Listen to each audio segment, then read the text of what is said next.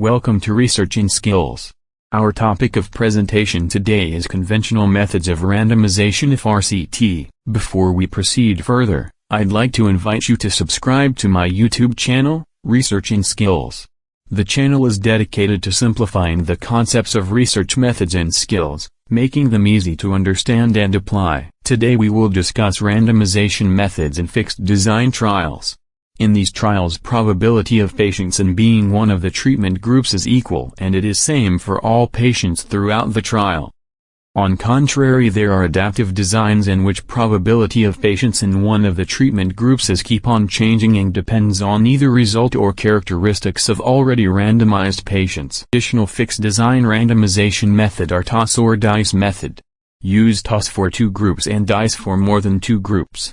Lottery method, and you would have heard computer-generated random numbers for equal patients in treatment groups. Both are similar. Then there are more important design which are block randomization and stratified randomization. Before we understand these concepts, it is important to understand what we need at end of randomization. We will certainly wish equal number of patients in treatment groups. Unequal groups can cause loss of statistical power and have implication for statistical analysis. We would also want equal groups at trial timelines. For example, 10 patients randomized, 5 should be in Group A and 5 should be in Group B. 20 patients randomized, 10 patients should be in Group A and 10 should be in Group B. This is important concept and basis for block randomization. But why it is important? It is because over time trial policies, enrollment, or even patients' characteristics or disease nature can change. Consider a situation in which most of the patients randomized early went in control group and they were mild disease. And as the trial information spread in community, patients with severe disease came and were left for intervention group. Such as imbalances are potentially serious threat to overall validity of the trial. Similarly, we would like treatment groups should be equal on patients' characteristics like age, gender, or disease factors like prognostic factors. We can call these as covariates. In the simple and most basic randomization model, which is toss method, things can go in any direction. To overcome this, we make design changes in randomization so that we can ensure above points without losing randomization. Method 1 by 1. Toss method. Use toss for two groups and dice for more groups. Its rule is important to remember. Rule No. 1. Run the toss separate for each patient.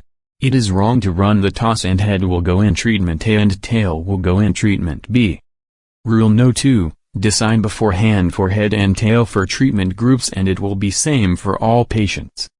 Don't physically conduct toss in RCT, as patients or caregivers who are not in favorable groups can dispute toss. So it's better to run it through digital technology or use softwares to generate allocation sequence based on toss. Toss method can result in unequal groups and is particularly not suitable for small sample size trials. The lottery method is similar to a box that contains an equal number of cards for each treatment group. Each patient selects one card during their turn. Although you will not use it in its raw form in RCT. Lottery method will produce equal size groups, but groups will not be equal at trial timelines, and also there is no certainty that groups will be similar to age, gender, and other covariates. Block randomization is one of most commonly used technique in fixed designs. Step 1. Decide block size, which is multipliers treatment groups. For example, for two treatment groups, block size will be 4, 6, 8. Step 2. Make all possible combinations of equal treatment groups within a given block size. As in the slide, you can see 6 combinations of two treatment groups in block size of 4. Step 3. Randomly select any one of the block and enroll patients. For example, in block ABOP, first patient gets treatment A, second patient gets treatment B, third patient gets treatment A, and last patient gets treatment B. Continue this process, randomly select a particular block until sample size is achieved. Caution: the last patient in block randomization becomes predictable. For example, in block A, B first 3 patients are unpredictable, but group of last patient is obvious that it will be Group B. In order to avoid this, use different size blocks like 4, 6, 8 and keep information regarding block size secret, and even don't mention an RCT protocol.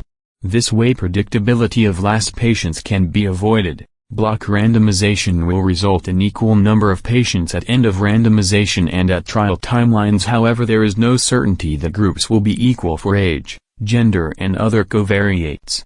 Stratified randomization is used to balance covariates between treatment groups. In this technique, first population is divided into strata and then randomization is carried out in each strata.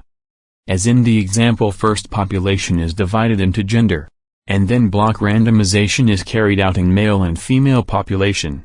Stratified randomization can be combined with block randomization and the fixed design methods to produce most suitable results. Important parameters for stratification are patient's age, gender, site for multi-center trials and disease prognostic factors or grades. Thank you for watching the video. Stay connected with this channel for more informative content. Your feedback is valuable and will help improve my work, so please share your thoughts.